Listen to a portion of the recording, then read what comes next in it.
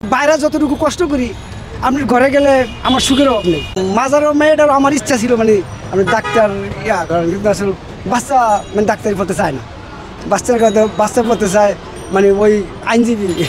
আমি আমি লোয়ার করি। গরম না, কষ্ট হইলেও তো চালাইছি। এখন ঘরে বসে থাকলে তো আর হইব না। না, অন্য ব্যবসা করতে গেলে ওরকম সকাল থেকে যদি মনে করেন ঠিক মতন চালাই, এই রাতের পর্যন্ত দেখা যায় 800-1000 হয়, চলে। তাই এখন মানে যেরকম দরকার যে ওরকম হয় না, মানে চলে যাওয়া যায় মোটামুটি। আল্লাহ যা দেয় তাই আলহামদুলিল্লাহ, ওর মধ্যে চলতে হয়। পরিবারে আমার ছেলে মেয়ে 4 জন, 3 মেয়ে 1 ছেলে। ছেলে মেয়েদেরকে নিয়ে মানে আশা ছিল যে ওটা তো আর আমি পারি নাই। আমার সবচেয়ে বড় একটা স্বপ্ন ছিল যে মানে বড় বাচ্চাটার মানে একটা ছিল যে মানে ডাক্তার একটা, মানে আমার সবচেয়ে বড় একটা ছিল ডাক্তার।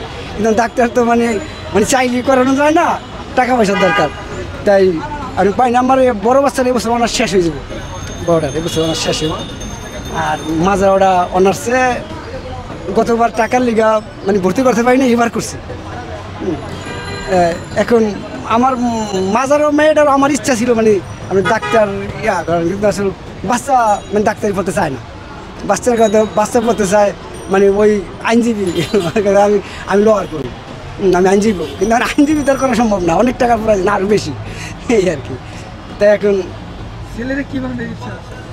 ছেলে তো আমার ইচ্ছা ছিল যে না, আমার তো মনে করেন দুনিয়ার তো ওরকম পুঁজি নাই, আমল নাই। তো ছেলেটা যদি মনে করেন আল্লাহর রাস্তায় মানুষ হয়, ওরা যদি আলেম হয়, তা আখিরাতে আল্লাহর কাছে হয়তো ওর উছিলায় হয়তো জান্নাত আল্লাহ দিতে পারে, নাহলে তো আশা নাই। অনুভূতি বলতে মানে ঘরে গেলে আর মোটামুটি বাইরে যতটুকু কষ্ট করি আপনি ঘরে গেলে আমার সুখের অভাব নেই।